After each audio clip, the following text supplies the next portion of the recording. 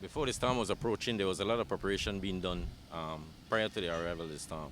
We had our operations office set up. We had liaison from our operation office to NEMO, ready to get in the direction that we needed. We called Operation Fastball, which meant that all the soldiers who were on holiday, who were on standdown, had to come in off the base and then report to all the various camps within the country. The majority was here on Price Barracks, where we had in excess of 400 soldiers here on the base who had to weather the storm here. Preparation before, we had a lot of the windows boarded up, some of the roof tied down, and ensure that all the debris and things that could be missiles that would be thrown around during the hurricane were removed and then placed in a dump area or somewhere safe where it doesn't affect the actual infrastructure for the buildings later on. When the storm actually arrived here, it was pretty strong. It was about 11 o'clock or so in the night. Winds definitely were in excess of over 80 miles an hour. It felt very strong, and as you can see, the destruction that occurred here in Price Barracks was unprecedented. It's the first time since storms have been hitting our base that we've sustained substantial damage like this. It will take months for us to get back on our foot.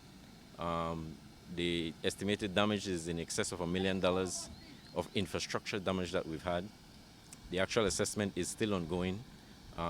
The families' quarters where our families live, at least 7 or 8 of those houses sustained complete roof damage, roof loss, and at least about 3 families sustained damages inside the building where they lost their household items, electronic items, and personal belongings of sentimental value was destroyed.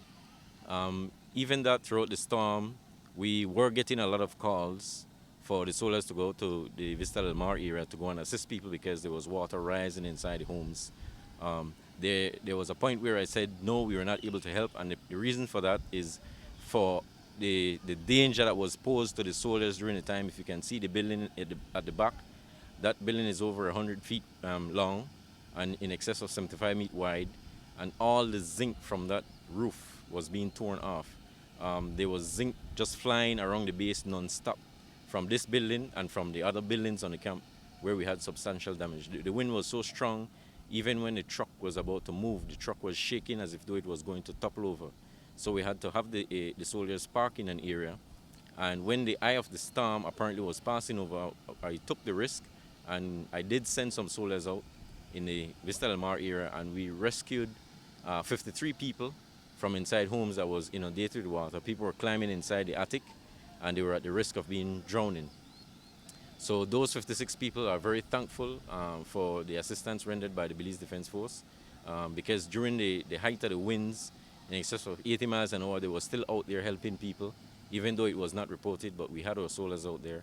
Our resources have been extremely stretched because we needed assistance here on the base, and the limited resources we had to try and do some recovery for ourselves here.